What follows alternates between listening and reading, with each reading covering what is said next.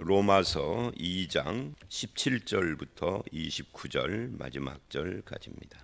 오늘 이 말씀은 유대인이라 불리는 내가, 이게 주제라고 할 수 있어요.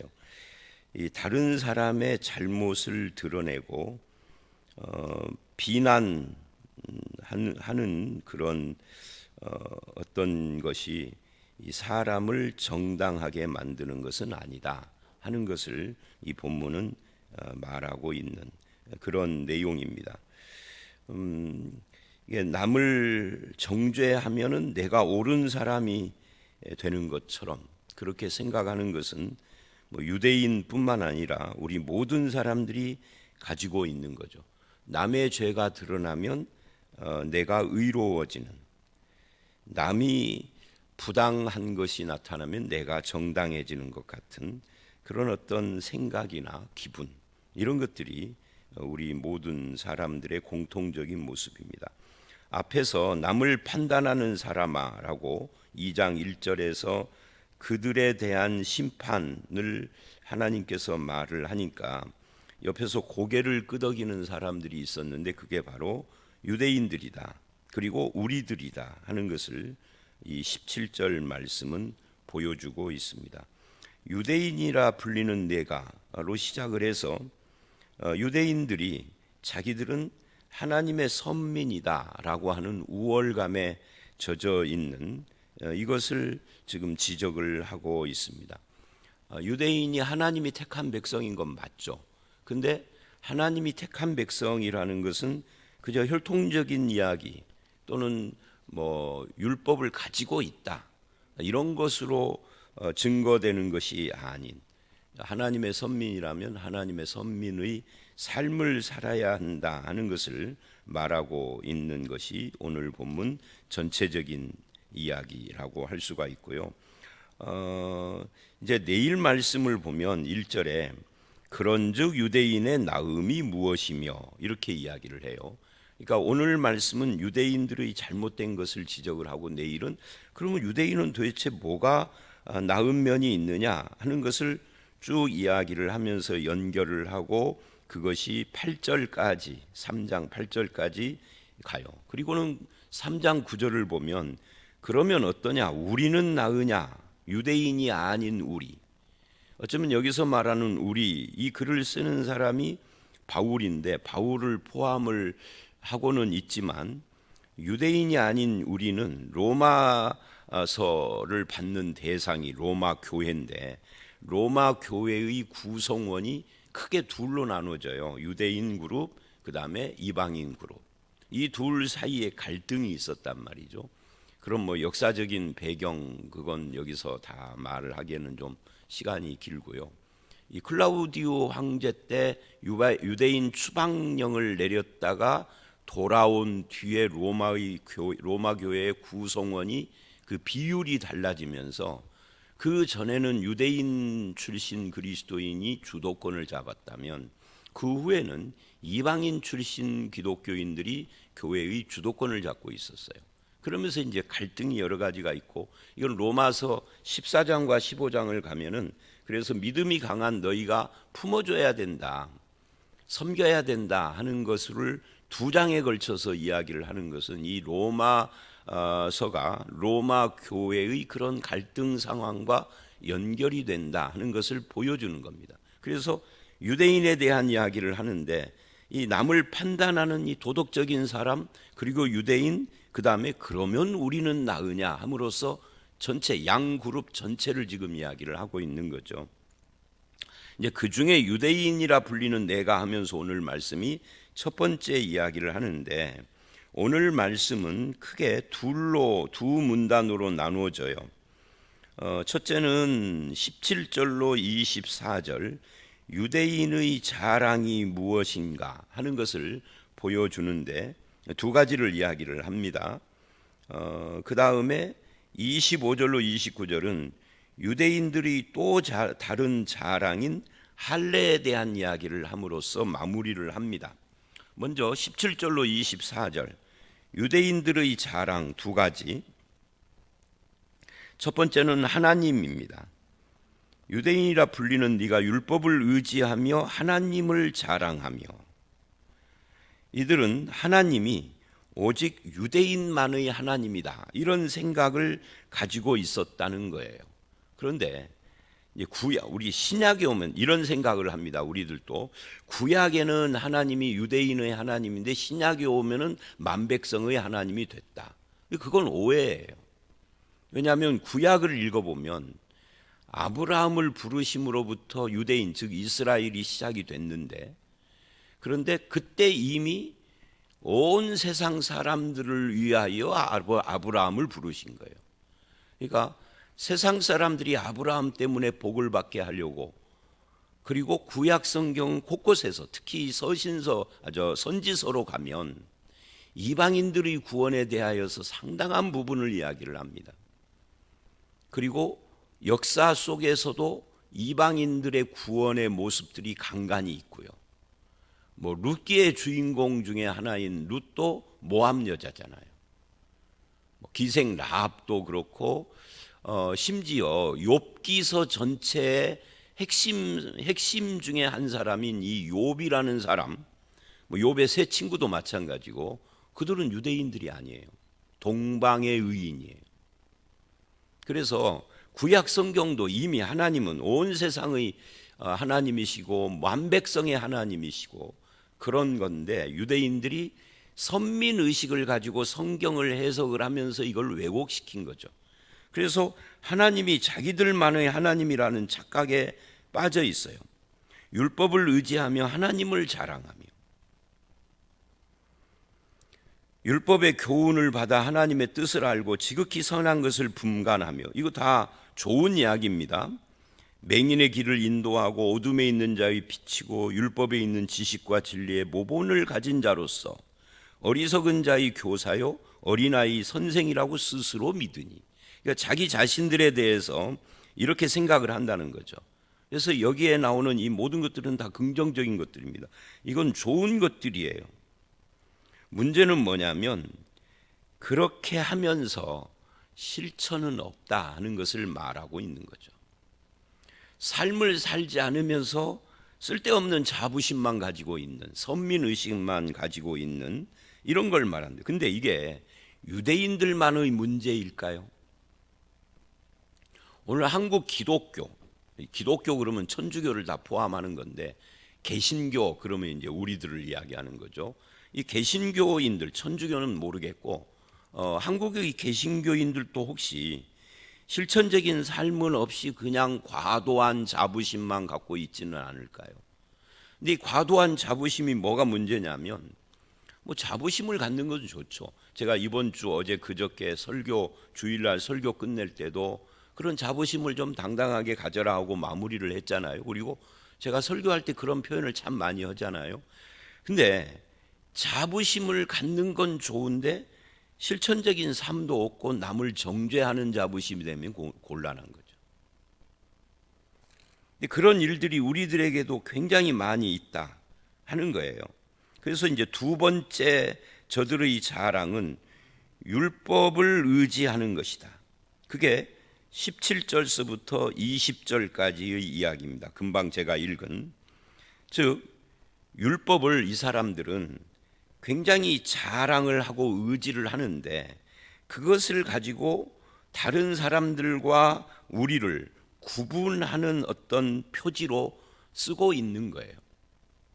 이방인 출신 기독교인들에게 너네들은 율법 제대로 알지도 못하고 지키지도 못하잖아. 자기들은 율법이 있다, 율법을 우리는 잘 안다, 율법을 가지고 하나님의 뜻을 알고 선을 분간하고 율법의 지식과 진리를 가지고 우리는 누군가를 가르치는 자이고 선생이다, 이런 식으로 율법을 가지고 있는 자체를 굉장하게 생각을 했다. 그것으로 하나님의 뜻을 알고 선을 분별한다라고 자기들은 스스로 생각을 했다 그 말이죠. 실제로 그렇게 생각만 하고 말만 하는 것이 아니라 율법을 가르치기도 하고, 그걸 가지고 맹인의 길을 인도하는 빛 같은 그런 존재라고 자기 스스로를 생각했다 그 말이에요.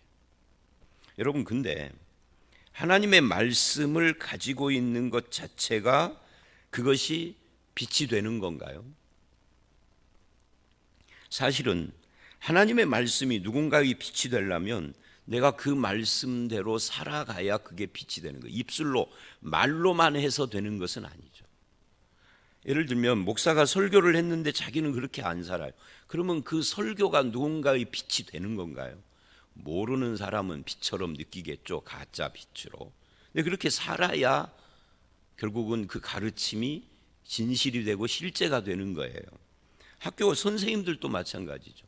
선생님들 애들 가르치고 자기는 그거하고 아무 상관없이 살아. 신학교에서 신학생 가르치는 목사들도 마찬가지예요. 오늘 화요일이 항상 아침에 제가 신학교 가는 날인데 가서 가르치고 돌아서서 반대로 산다면 그것이 어떻게 빛이 되겠습니까? 근데 지금 유대인들이 자기들은 교훈을 가지고 뜻을 가지고 비치고 뭐 인도자요, 모범을 가지고 있고 교사요, 이런 온갖 좋은 것은 다 내 것이라고 자랑을 하고 있다라는 그런 이야기입니다. 문제는 뭐냐면 그렇게 하는 유대인 네가 그 말이에요. 그게 17절 유대인이라 불리는 내가라는 말이죠. 그렇게 자랑을 하고 그렇게 자부심을 가지고 자기를 내세우는 네가 21절로 24절에는 이제 반대 이야기를 하는 거죠. 그렇게 사람들에게 가르치고 자랑하는데 네가 그들과 똑같이 산다. 실천은 않는다 하는 이야기를 하고 있는 거죠. 즉 자기 자신은 가르치지 않는다. 그게 21절이에요. 그러면 다른 사람을 가르치는 내가 내 자신은 가르치지 않느냐. 이 말은 자기는 그렇게 안 산다는 이야기예요. 그러면서 여러 가지 이 종교적인 위선에 대한 여러 가지 실제의 예를 듭니다. 이게 실제의 예예요. 그게 뭐냐 하면은 이런 거죠. 도둑질하지 말라 선포하는 내가 도둑질하느냐. 이 도둑질하지 말라 했으면 나도 도둑질을 하지 않아야 하는 것이죠. 간음하지 말라 하는 네가 간음하느냐. 우상을 가증히 여기는 내가 신전 물건을 도둑질하느냐. 율법을 자랑하는 내가 율법을 범함으로 하나님을 욕되게. 그러니까 실천 없음에 대한 이야기입니다. 남을 가르치는 대로 내가 그 사람인 줄 착각하면 안 되는 거죠. 유대인들은 이 고리대금 업으로 전 세계에 유명해요. 옛날부터 몇백 년 전부터 이미 고리대금 업을 꽉 잡고 있었어요. 근데 그것이 현대에 와서 20세기 이후에 뭐 20세기 전에 19세기 뭐 이런 때도 물론이지만 와서는 이제 이 고리대금업이 현대화되면서 그게 뭐예요? 고리대금업을 요즘은 고리대금업이라고 안 부르고 지금도 고리대금업을 하는 사람들은 이 사람들은 이제 그저 그냥 잔챙이들이고 고리대금업을 고상하게 말하면 뭐라고 그러죠? 그걸 금융업이라고 그래요. 그래서 미국 윌이라고 그래요. 월이라고 그래요. 가의 큰 손들 이걸 쥐락펴락하는 것이 세계 경제를 쥐락펴락하는 건데 이게 유대인들이에요. 그래서 미국 정부가 이스라엘이 아무리 잘못해도 두둔을 하는 것은 이걸 쥐락펴락하는 것이 유대인이기 때문에 그러는 거예요. 뭐 여러 가지 신앙적인 이유도 있고 종교적인 잘못된 이유들도 있기는 하지만 그래서 유대인들이 고리대금으로 옛날부터 유명을 해서 그래서 세익스피어가 베니스의 상인에 샤일록이라고 하는 인물을 등장시키는데 우리 중고등학교 때 이 책 읽어봤잖아요. 이 샤일록이 누군가? 그 유대인이. 그러니까 이미 영국 같은 데서도 유럽에서 뭐 히틀러나 이런 사람들이 유대인들을 미워하는 걸 보고 우리가 잘 이해를 못하잖아요. 그런데 유대인들을 미워하는 이유가 있는 거죠. 그러니까 그런 거하고 비슷하다 그 말이에요. 그러니까 도둑질하지 말라 그러면서 자기는 도둑질하고 하나님의 말씀을 갖고 있다면서 실천적으로 살지는 않고 그런 이야기들을 쭉 하고 있는 겁니다. 우상을 금지시키면서 신전의 물건을 도둑질해서 팔아먹는, 결국 결론적으로 말하면 율법을 범함으로, 율법을 자랑하는 네가 율법을 범함으로 하나님을 욕되게 한다. 23절. 이게 저들의 최대 문제인데, 문제는 뭐냐면 유대인들은 그렇다 치고 저들은 민족적으로 전 세계를 떠돌이하면서 이런 식으로 생존을 한 거죠. 자기들끼리 똘똘 뭉치기도 하고, 또 머리가 뛰어나니까 뭐 노벨상 같은 것도 전 세계 민족 중에서 가장 많이 받은 민족이잖아요. 똑똑해요. 근데 문제는 유대인들이 아니라 우리들이죠. 이 성경 말씀을 읽는 우리는 어떠냐 하는 거예요. 우리도 선민의식을 가지고 있고, 우리도 말씀을 내가 암송하고 있고, 좋은 설교를 듣고 있고. 이 부분도 참 웃기는 거예요. 한국 기독교인들의. 내가 큰 교회를 다니는 것이 좋은 신자라는 증명인 것처럼, 설교 잘하는 목사님의 그 참 세련되고 듣기 좋은 말씀을 매주 듣는 것이 마치 내 신앙인 것처럼 착각하는 거예요. 그렇지 않아요. 신앙이라는 것은 들은 말씀대로 사는 것이지, 귀를 즐겁게 하는 말씀 들었다고 그게 나인 것처럼 착각하는 것은 이 유대인의 착각과 똑같은 것이라고요. 그게 오늘 말씀이 우리에게 해당되는 지점이 바로 그거예요. 선민의식을 가지고 삶의 열매는 없고 실천이 없는, 그걸 통해서 하나님을 욕되게 한다. 율법을 자랑하는 건 좋은데 율법을 실천하고 살지 않으면 하나님을 욕되게 한다. 그래서 24절, 기록된 바와 같이 하나님의 이름이 너희 때문에 이방인 중에서 모독을 받는도다예요. 그러니까 23, 4절은 비슷한 이야기를 두 번 반복한 거죠. 이제 두 번째 이야기를 가기 전에 우리는 이 부분에서 자기 스스로를 살펴야 합니다. 우리가 매일 새벽마다 교회에 나와서 기도하기 전에 말씀을 듣는 이유가 뭐예요? 바로 이런 부분 때문에 그러는 거죠. 전에도 한번 그런 이야기를 했었는데, 제가 처음 전도사를 막 시작한 그때 저희 본교회에서, 제 출신 교회에서, 서울인데 거기서 전도사를 시작을 했어요. 한 5년을 있었어요. 만 5년.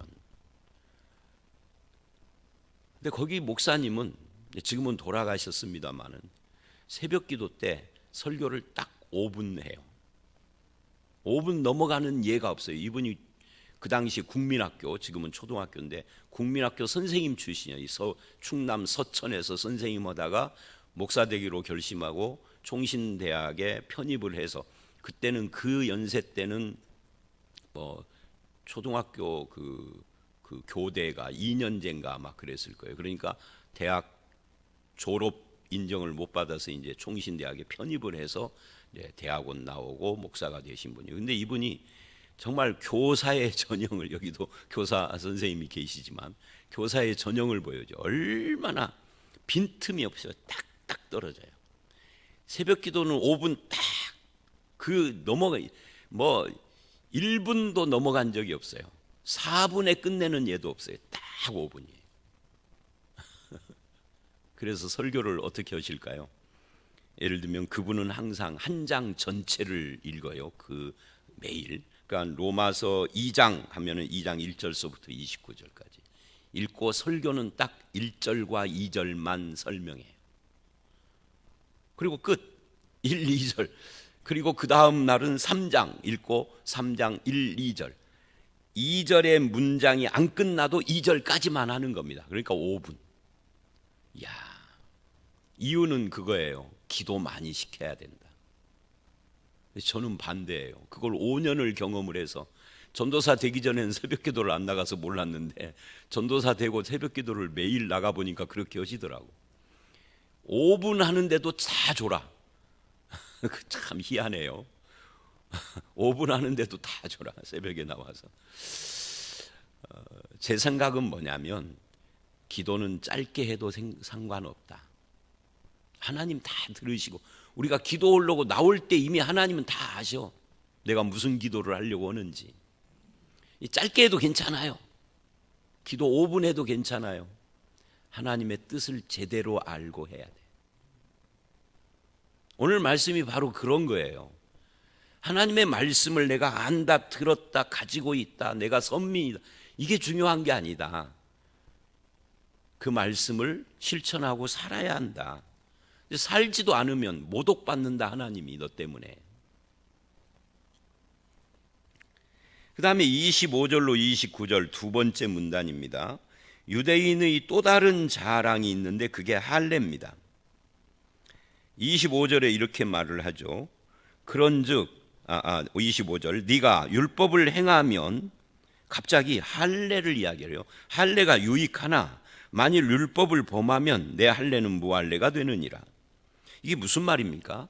할례라는 것과 율법은 동떨어진 서로 별개의 것이 아닌 거죠. 할례도 결국은 하나님의 율법 중에 하나인 거예요. 그러면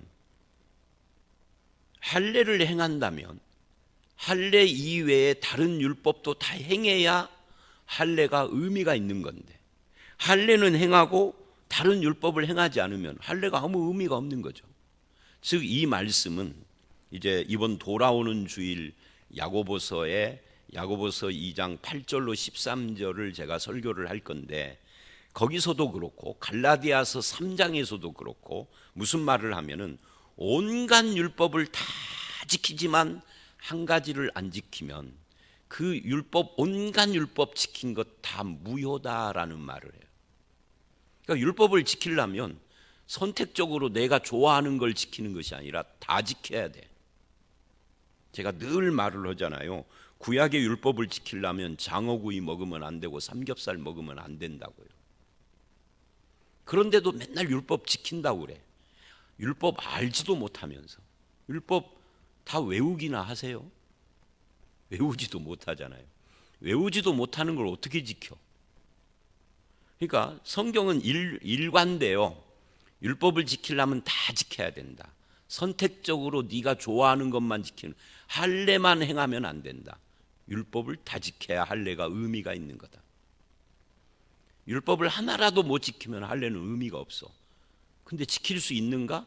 지킬 수가 없어요, 죄인이라. 율법에 문제가 있는 것이 아니라 나에게 문제가 있는 거죠. 자, 그렇다면 할례를 자랑하는 건 의미가 없는 거죠. 그들은 할례를 자기들이 하나님의 선민, 즉 하나님의 백성이 된 증표요, 그것은 구원의 패스포드 같은 걸로 생각을 한 겁니다. 그런데 지금 바울이 폭탄 선언을 한 거예요. 할례가 아닐 수도 있다라는 폭탄 선언을 한 거예요. 유대인들은 이게요, 충격적인 겁니다. 우리는 그냥 이런 말 들어도 덤덤하죠. 왜? 우리 문화는 할례를 하는 문화가 아니니까. 근데 유대인들은 할례를 목숨 걸고 하니까, 더군다나 신구약 중간기에 할례 때문에 핍박받은 역사가 있기 때문에 더 목숨 걸고 하는 겁니다. 여러분 이제 어저께인가 그저께인가 뉴스 보니까 일본의 군함이 부산에 지금 들어왔는데, 뭐 그거 일장기, 햇빛 쫙 비치는 그 일제시대 때 그거 깃발 들고 들어왔다. 근데 한국 사람들만 부들부들 떠는 거예요. 일본하고 전쟁을 했던 2차 대전의 당사자인 미국도 그냥 덤덤한데, 대만도 우리처럼 일본의 침략을 받았지만 덤덤해요. 한국 사람만 부들부들 떨어요. 왜? 우리는 트라우마가 있잖아요. 일본에 대한. 똑같은 거예요. 자, 그러니까 할례가 아닐 수 있다. 유대인들이 이 말 듣고 부들부들 떠는 거죠. 우리는 뭐 그냥 별 영향가 없는 우리에게는 그런 말이에요. 근데 그만큼 할례를 중요시 여기는데 왜 할례가 아닐 수 있느냐? 25절 그런즉 무할례자가 율법의 규례를 지키면 무할례를 할례와 같이 여길 것이 아니냐. 중요한 것은 이거예요. 25절 끝에 만일 율법을 범하면 무할례가 되지만 무할례자도 율법을 지키면 할례자처럼 된다. 핵심은 율법을 지키는 것이다. 하는 거예요. 그거 안 지키면은 할례가 아무 소용이 없다. 할례만 그러는 것이 아닙니다. 할례 이외에도 온갖 율법이 안 지키면은 의미 없어지는 거죠. 그래서 27절 이렇게 말을 합니다. 또한 본래 무할례자가 율법을 온전히 지키면 율법 조문과 할례를 가지고 율법을 범하는 너를 정죄하지 않겠느냐. 핵심은 계속 실천 이야기를 하고 있는 거죠. 그러면서 28, 9절에 결론을 내려요. 그 결론이 뭐죠? 이런 거예요. 표면적 유대인이 유대인이 아니에요. 갑자기 표면적 이면적 이야기를 합니다. 표면적 육신의 할례가 할례가 아니다. 이 표면적이라는 말, 그 매일 성경에 보면은 오른쪽 귀퉁이에 설명을 해놨어요. 이 설명 읽어도 뭔 말인지 잘 이해하기가 어렵게 설명을 했는데요. 이런 이야기입니다. 표면적 유대인이 아니요. 이 말은 혈통적 유대인이 아니다. 성경은 혈통으로 따지는 거 아니다. 할례를 육신에 했다고 해서 그것이 유대인이 아니다. 하나님의 말씀을 지키며 살아야지. 그리고 29절 오직 이면적 유대인이 유대인이며 할례는 마음에 할지니. 이 이면적 유대인이고 표면적 유대인 이런 이야기를 다 할례에다가 적용을 했어요. 할례를 마음에 하라. 이게 무슨 말일까요? 여러분, 할례의 뜻이 무엇인지를 제대로 알아야 한다는 이야기예요. 할례는 오늘날 현대로 말하면 포경수술 같은 건데 그거야 안 믿는 사람도 할 수 있는 거예요. 그러니까 구약 시대의 이스라엘만 할례를 한 게 아니에요. 학자들의 연구에 의하면 그 당시에 중동 지방에는 할례의 풍습들이 이스라엘 이외에도 있었어요. 근데 이것을 끝까지 그 풍습을 가지고 간 것이 유대인인 거죠. 그래서 할례 자체는 그냥 아무 영양가 없는 거예요. 그냥 포경수술 같은 거예요. 근데 왜 하나님이 아브라함에게 할례를 명했느냐? 창세기 17장에 가보면 그 할례를 주신 이유를 알 수가 있어요. 그건 뭐죠? 너의 육신의 능력으로 하나님의 약속의 아들이 오는 거 아니다. 즉 이삭이 태어나기 전에 육체의 능력을 가진 아브라함과 육체의 능력이 있는 그 하갈과의 사이에서 태어난 자식은 육체의 종이에요. 근데 육체의 능력을 상실해버린 아브라함, 그 육체의 능력이 죽었다를 상징하는 것이 할례고, 육체의 능력을 상실한 사라, 여자가 육체의 능력을 상실했다는 것은 폐경이에요. 남자는 폐경 이런 게 없으니까 할례를 통해서 육체의 능력이 죽었다를 말하고, 여자는 폐경으로, 그래서 육체적 능력이 죽은 두 남녀가 결합해서 이삭이 태어났으니 이거는 육체의 능력의 결과물이 아니다. 그럼 뭐냐? 하나님의 약속의 말씀의 성취다. 이걸 보여주는 것이 할례. 그래서 할례를 마음에 하라 이 말은 생식의 능력의 죽음을 이야기를 하면서 그 이후의 모든 것은 하나님의 약속의 성취와 하나님의 은혜의 선물이요 하나님의 역사다. 그걸 이야기를 하는 거예요. 나는 죽고 하나님이 하셨다. 그래서 결국 뭐예요? 나는 하나님의 것이다. 이걸 상징하는 것이 할례인 거죠. 이 할례는 그래서 상징적인 겁니다. 조폭의 상징이 문신이듯이 할례는 내 마음이 하나님의 것이다. 내 마음이 하나님의 것이다 하는 게 아니라 내 마음에 나는 하나님의 것이다. 나는 죽고 하나님이 내 안에 계신다. 내가 하는 것이 아니라 하나님이 하시는 것이다. 그래서 할례는 기본이 죽음이다고요. 근데 이스라엘은 할례를 자기 자랑으로 삼았어. 자기 죽음이 아닌 거죠. 나를 자랑, 내가 할례 받은 나를 자랑하니 하나님은 실종되고, 사람이 자기를 자꾸 드러낼수록 하나님은 안 나타나는 거죠. 우리들도. 그래서 그렇게 되면은 마음에 있는 것이 아니다. 그러니 할례가 위선이 된 거죠. 그래서 할례는 마음에 할 것이고 영에 있고 율법 조문에 있지 않다. 그 칭찬도 사람이 아니라 하나님에게서 나는 것이지, 사람의 칭찬과 자랑과 선민의식과 자기 증명으로 할례를 쓰면은 그거는 무효다. 할례가 무효면 율법도 다 무효인 거고 안 지킨 거고.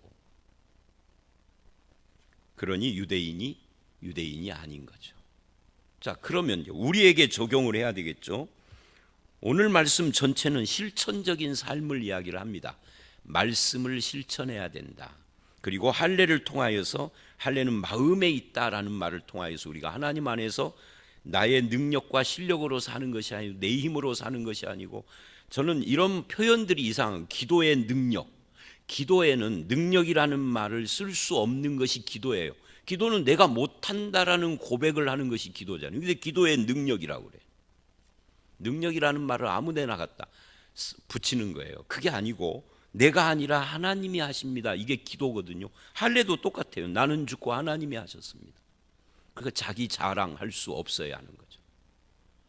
자랑을 내려놓고 하나님을 드러내고 하나님의 말씀을 가졌다라고 하지 말고 하나님의 말씀을 사는 그런 저와 여러분들이 되셔서, 우리를 통하여서 하나님이 모독받는 것이 아니라 하나님이 영광받는 그런 저와 여러분의 삶이 되시기를 주의 이름으로 축원합니다. 함께 기도하겠습니다.